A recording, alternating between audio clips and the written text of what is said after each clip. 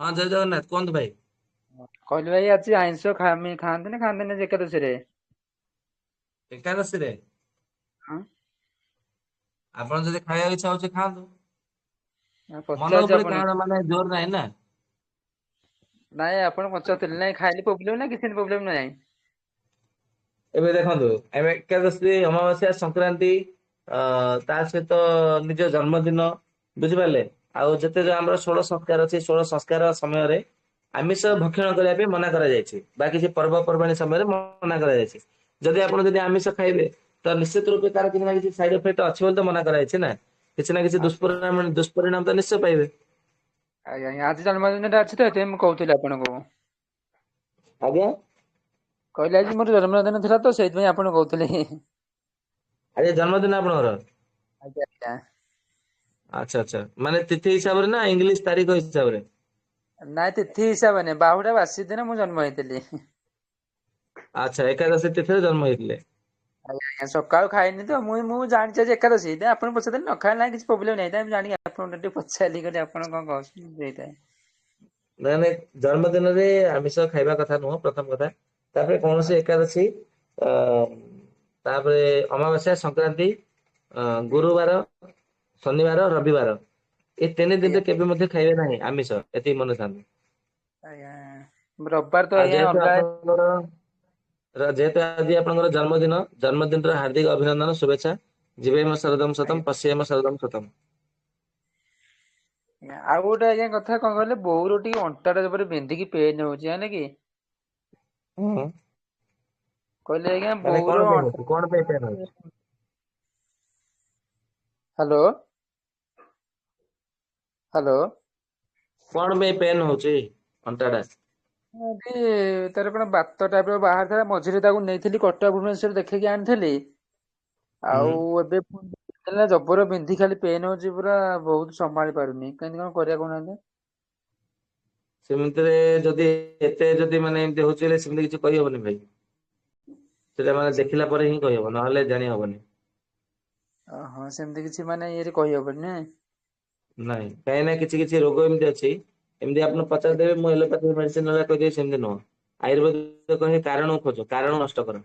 ବିନା ଯୋ ପର୍ଯ୍ୟନ୍ତ କାରଣ ଜାଣିନି ହେତୁ ଜାଣିନି ଲିଙ୍ଗ ଜାଣିନି ଲକ୍ଷଣ ମାନେ ଦ୍ଵାରା କଣ ମାନେ ସେମିତି କିଛି କହିହବନି। ଆଜ୍ଞା ଆଜ୍ଞା ବୋଉର ବି ଡାଇବେଟିସ୍ ଫାଇଟିସ୍ ତାର ସବୁ ପ୍ରକାର ଅଛି ନା ଡାଇବେଟିସ୍ ଗ୍ୟାଷ୍ଟ୍ରିକ୍ ସବୁ ପ୍ରକାର ଅଛି। ଦେଖାନ୍ତୁ କୌଣସି ଭଲ ଉତ୍ତମ ବୈଦ୍ୟଙ୍କ ସହିତ ପରାମର୍ଶ କରାନ୍ତୁ ଦେଖାନ୍ତୁ। ଆୟୁର୍ବେଦ ମାଧ୍ୟମ ମୁଁ କହିଲି ସେମିତି ଏଲୋପାଥି ନର୍ମାଲ ଦ୍ଵାରା କେବେ ଏସବୁ ଗମ୍ଭୀର ରୋଗ ଠିକ ହୁଏନି। ଆଜ୍ଞା। ମୁଁ କଣ କହିଲେ? କହିଲି ସେ ମୁଁ କହିଲି ସେମିତି କିଛି କମିବା ପାଇଁ ନର୍ମାଲ ଜିନିଷ କିଛି ନାହିଁ ନୁହେଁ। ସେମିତି ନର୍ମାଲ କମେଇବା ପାଇଁ ମାନେ କଣ କହିବେ ଆପଣଙ୍କୁ ମାନେ କିଛି କମେଇବା ପାଇଁ କହିଦେବି। ଯେ ଜୁଆଣି ମେଥି ଜିରା ଏସବୁ ମାନେ କିଛି କହିଦେବି ଆପଣଙ୍କୁ ପ୍ରୟୋଗ କରିଦେବେ କମିଯିବ ବନ୍ଦ କରିଦେବେ ଆଉ ଥରେ ତ ପୁଣି ବାହାରିବ। ଆଚ୍ଛା ତାହେଲେ କେମିତି କଣ କରିବା କହୁନାହାନ୍ତି ନା ଏମିତି କିଛି ବାଟ ନାହିଁ ତାର? କୌଣସି ବୈଦ୍ୟ ସହିତ ପରାମର୍ଶ କରନ୍ତୁ ସେ ଗମ୍ଭୀର ରୋଗ ହେଲା ମାତ୍ରେ ଏମିତି କହିହବନି ଭାଇ।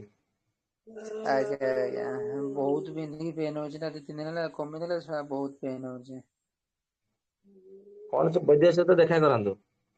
ଆଜ୍ଞା ଆଜ୍ଞା ମୁଁ କହିଲି ଭାଇକି ପଚାରିଥିଆ ଭାଇ କଣ କହିପାରିବେ ଦେଖିଆ ସେଇଥିପାଇଁ। ଆଜ୍ଞା। କାହିଁକିନା ଅଣ୍ଟା କଣ ପାଇଁ କାଟୁଛି ସେ କାରଣ ବିଷୟ ଜାଣିବା ଦରକାର ନା। କାରଣ ଜାଣିନଥିବ ତ ଔଷଧ କଣ କହିବା। ହଁ ନାଇଁ ତାଙ୍କର ଗୋଟେ ଡାଇବିସ୍ ଫାଇବିସ୍ ହେଇକି ମାରେ ଅଣ୍ଟା ଫଣ୍ଟା ମାରିଥିଲା ଏବେ ନଗଦ ନେଇଥିଲି ଦି ତିନି ମାସ କଟକ ନେଇଥିଲି ଦେଖେଇକି ଆଣି ଡକ୍ଟର ସହିତ ହୁଁ ହୁଁ ସେଠି ମେଡିସିନ ସବୁ ଦେଇଥିଲେ ଅଣ୍ଟା ବେଲ୍ଟ ବି ଦେଇଛନ୍ତି ଭିଡିବା ପାଇଁ। ଏବେ 3-4 ଦିନ ହେଲା ଟିକେ ବେଲ୍ଟ ଫେଲ୍ଟ ନ ଭିଡିବାରୁ କେମିତି ଅଣ୍ଟା ପ୍ରତି ପ୍ରେସର ହଉଛି ପୁଣି ବିନ୍ଧା ବିନ୍ଧି କରି ଜବର ହେଲାଣି ପେନ୍ ହେଇକି ଆଉ। ହୁଁ ହୁଁ ହୁଁ। ହଁ ପ୍ରଚୁର ବିନ୍ଧା ହଉଛି ମୁଁ କହିଲି ଦେଖିଆ ଭାଇଙ୍କି ଦିନେ ପଚାରେ କାଳେ ଭାଇ କଣ କହିବେ। ନହେଲେ ତାକୁ ସେକ ଟିକେ ଦିଅନ୍ତୁ ତେଲ ଟିକେ ମାଲିସ କରନ୍ତୁ ଝାଡା ହଉଛି କଣ ନା କହ ନାଇଁ ଝାଡା ପ୍ରତି ଝାଡା ସଫା ହଉଛି ନା ନାଇଁ ଧ୍ୟାନ ଦିଅନ୍ତୁ ତେଲ ଟିକେ ମାଲିସ କରନ୍ତୁ। ମହାନାରାୟଣ ବିଶାଖରଙ୍କ ପ୍ରସାରୁଣୀ ବଳା ତୈଳ ଅର୍ଜୁନ ତୈଳ ଦଶମୂଳ ତୈଳ ପ୍ରସାରୁଣୀ ତେଲ ତାପରେ ଆପଣଙ୍କର ବିଷ୍ଣୁ ତୈଳ ମହାମାସ ତୈଳ ପଞ୍ଚବଣ ତୈଳ ଏଇ ସବୁ ବହୁତ ଗୁଡିଏ ତେଲ ଆସୁଛି ନିର୍ଗୁଣ୍ଡି ତୈଳ ଯେକୌଣସି ତେଲ ଗୋଟେ ନିଅନ୍ତୁ ତେଲ ନେଇକରି ସେ ତେଲରେ ଆପଣଙ୍କର ମାଲିସ କରନ୍ତୁ। ତା ଓହୋ ସହିତ ଟିକେ ଯଦି ସେକ ତେଲ ଟିକେ ଦିଅନ୍ତୁ। ହ୍ୟାଲୋ। ଆଜ୍ଞା। କହିଲି ଯୋଉ ତେଲ ଆପଣ କହିଲେ ଏଇ ତେଲ କିଛି ଘରେ ନାହିଁ ତ କୋଉ କଣ କରିବା କେମିତି? ରାଶି ତେଲ ଥିବ ଘରେ। ହଁ ରାଶି ତେଲ ଅଛି ବୋଧେ। ରାଶି ତେଲ ଟାକୁ ଟିକେ ଅଳ୍ପ ଟିକେ ଗରମ କରିଦିଅନ୍ତୁ ତାପରେ ତାଙ୍କର ମାଲିସ କରାନ୍ତୁ। ଆଜ୍ଞା ଆଉ କୋଉ ତେଲ ହବନି? ଆଉ କୋଉ ତେଲ ଆଉ କୋଉ ତେଲ ଅଛି କି ଆଉ? ଆଉ ନଡ଼ିଆ ତେଲ ସୋରିଷ ତେଲ ଏଗୁରା ହବନି ନୁହଁ କି? ନାଇଁ ନଡ଼ିଆ ତେଲ କାମ ଦବନି। ନଡ଼ିଆ ତେଲ ସୋରିଷ ତେଲ ବି କାମ ଦବନି ଆଜି ଖାଲି ରାଶି ତେଲ ନୁହେଁ କି? ଆଜ୍ଞା ଆଜ୍ଞା। ଆଜ୍ଞା ଆଜ୍ଞା ଯୋଉ ଜାଗାରେ ସେଇ ଜାଗାରେ ସେକ ଦେବାକୁ ପଡିବ ତ? ହୁଁ ଠିକ କଥା ଏ କଥା ଯେ ଆଜ୍ଞା କିଛି କହିହବନି ଭାଇ ଯେ ସେମିତି କିଛି କହିହବନି। ଆଚ୍ଛା। ନାଇଁ ଆପଣ ଯୋଉ କହୁଥିଲେ ମୁଁ କହିଲି ସେଇ ଜାଗାରେ ସେକ ଦେଲେ ଟିକେ ଚଳିବ ତ ନା କଣ କେମିତି କହୁଛନ୍ତି? ହଁ ସେଇଟା ସେକ ଦିଅନ୍ତୁ କିଛି ଅସୁବିଧା ନାହିଁ କିନ୍ତୁ ରୋଗଟାକୁ ଯଦି ମାନେ ଏକଦମ ମାନେ ସମୂଳ ନଷ୍ଟ କରିବାକୁ ଚାହୁଁଛନ୍ତି ତାହେଲେ ବୈଦ୍ୟ ଆଜ୍ଞା ସହିତ ପରାମର୍ଶ କରନ୍ତୁ ତାର କାରଣ ଖୋଜିକି ବାହାରିଲା ପରେ କାରଣ ନଷ୍ଟ କଲେ ରୋଗଟା ଆପେ ଆପେ ନଷ୍ଟ ହବ। ଆଜ୍ଞା ଆଜ୍ଞା। ହଉ ଆଜ୍ଞା।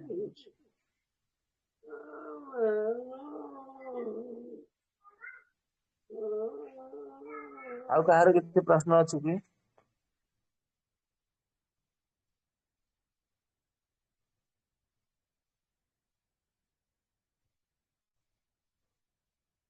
ହ୍ୟାଲୋ ଆଉ କାହାର କିଛି ପ୍ରଶ୍ନ ନାହିଁ?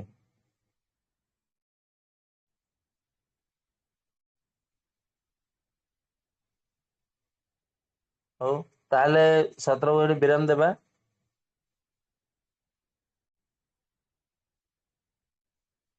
ଜୟ ଜଗନ୍ନାଥ ସମସ୍ତଙ୍କୁ ଶୁଭରାତ୍ରି।